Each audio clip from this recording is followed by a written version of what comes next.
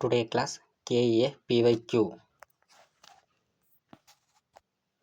ಹಿಂದೆ KA ಎಕ್ಸಾಮ್ನಲ್ಲಿ ಕೇಳಿರ್ತಕ್ಕಂಥ ಒಂದು ಕ್ವಶನ್ ಡಿಸ್ಕಷನ್ ಮಾಡೋಣ. IBCA international big cat alliance ಎಂಬುದು ಆಲ್ರೆಡಿ ಸಾಕಷ್ಟು ಬಂದು ಹೋಗಿದೆ ಕ್ವಶನ್ನು. ಇದ್ರ ಬಗ್ಗೆ ತಿಳ್ಕೊಳ್ಳೋಣ. ಇಂಟರ್ನ್ಯಾಷನಲ್ ಬಿಗ್ ಕ್ಯಾಟ್ ಅಲಯನ್ಸ್ ಎಂಬುದು ಭಾರತದ ನೇತೃತ್ವದ ಒಂದು ಜಾಗತಿಕ ಉಪಕ್ರಮವಾಗಿದ್ದು, ಇದನ್ನು ಏಪ್ರಿಲ್ 9, 2023ರಂದು ಮೈಸೂರಿನಲ್ಲಿ ಪ್ರಧಾನಮಂತ್ರಿ ನರೇಂದ್ರ ಮೋದಿ ಅವರು ಉದ್ಘಾಟಿಸಿದರು. ಇದು ಇಂಪಾರ್ಟೆಂಟು. ಇದರ ಉದ್ದೇಶ ಪ್ರಪಂಚದ ಪ್ರಮುಖ ಬಿಗ್ ಕ್ಯಾಟ್ 7 ಬೆಕ್ಕುಗಳ ಪ್ರಭೇದಗಳನ್ನು ಸಂರಕ್ಷಿಸುವುದಾಗಿದೆ. ಅವು ಯಾವ್ಯಾವ ಅಂತ ಕೇಳ್ತಾರೆ ಎಕ್ಸಾಮಲ್ಲಿ.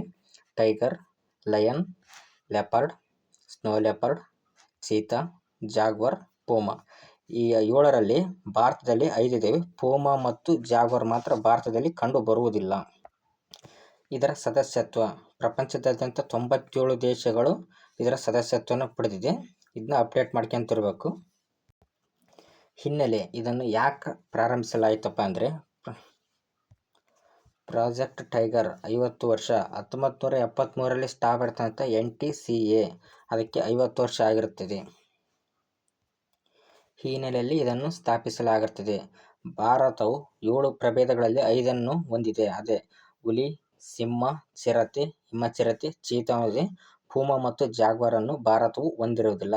ಹಣಕಾಸಿನ ನೆರವು ಭಾರತ ಸರ್ಕಾರವು ಮುಂದಿನ 5 ವರ್ಷಗಳವರೆಗೆ 2023-24ರಿಂದ 27-28ರವರೆಗೆ 150 ಕೋಟಿಯನ್ನು ಧನ ಸಹಾಯವನ್ನು ನೀಡುತ್ತದೆ. ಇದರ ನೋಡಲ್ ಏಜೆನ್ಸಿ NTCA ಆಗಿರುತ್ತದೆ. ಈ ಹಿಂದೆ ಇದರ ಮೇಲೆ ಕೇಳಿರತಕ್ಕಂಥ PYQ ಏನಪ್ಪ ಅಂದರೆ, IBCA ಅಂದರೆ ಇಂಟರ್ನ್ಯಾಷನಲ್ ಬಿಗ್ ಕ್ಯಾಟ್ ಅಲಯನ್ಸ್ ಸಂರಕ್ಷಿಸಲಾಗಿರುವ 7 ಪ್ರಭೇದಗಳಲ್ಲಿ ಭಾರತದಲ್ಲಿ ನೈಸರ್ಗಿಕವಾಗಿ ಕಂಡು ಬರದ ಪ್ರಭೇದಗಳು ಯಾವುವು ಅಂತ ಕೇಳಿದರೆ, ಈ ಕ್ಯಾನ್ಸರ್, ಜಾಗ್ವಾರ್ ಮತ್ತು ಪೂಮಾ ಕಂಡು ಬರುವುದಿಲ್ಲ. IBCA ಸಂಬಂಧಿಸಿದಂತೆ ಯಾವ ಸಂಸ್ಥೆಯು ಭಾರತದ ನೋಡಲ್ ಏಜೆನ್ಸಿಯಾಗಿ ಕಾರ್ಯನಿರ್ವಹಿಸುತ್ತದೆ? ಇದರ nodal agency NTCA, national tiger conservation authority. ಇದನ್ನು 2005ರಿಂದ 6ರಲ್ಲಿ ಸ್ಥಾಪಿಸಲಾಗಿದೆ. Thank you.